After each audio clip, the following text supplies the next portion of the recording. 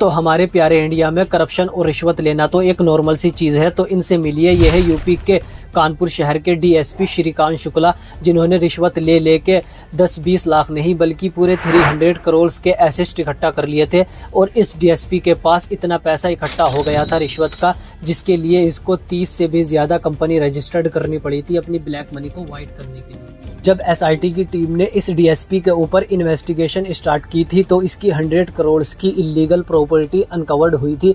और एसआईटी की इस इन्वेस्टिगेशन में 2 और एक्यूज्ड के नाम सामने आए हैं, जिसमें इसका ही एक बेटा अखिल शुक्ला भी शामिल है और दूसरा इसका एक पार्टनर लॉयर अखिलेश दुबे है। एक डीएसपी, दूसरा लॉयर और तीसरा इसका बेटा, तीनों एक साथ मिलकर मासूम लोगों को फंसाते थे। और उन्हें जो लॉयर अखिलेश दुबे है, ये क्या करता था, ये सबसे पहले ऐसे इनोसेंट लोगों को ढूंढता था जो लोग छोटे मोटे बिजनेसेस करते हैं, फिर उन लोगों के ऊपर फेक केस लगाकर उन इनोसेंट लोगों को जेल के अंदर डलवा देता था। फिर स्टार्ट होती है हमारे डीएसपी साहब की ड्यूटी। अब ये जो डीएसपी श्रीकांत शुक्ला है, ये उन इनोसेंट लोगों से बेल करवाने के बदले उनसे रिश्वत मांगता है। और ये रिश्वत लाखों के अमाउंट्स में होती है। और अगर कोई आदमी रिश्वत देने से मना कर देता था तो उसको सीधे इनकाउंटर की धमकी देता था या उनकी प्रॉपर्टी सीज करने के लिए बोलता था।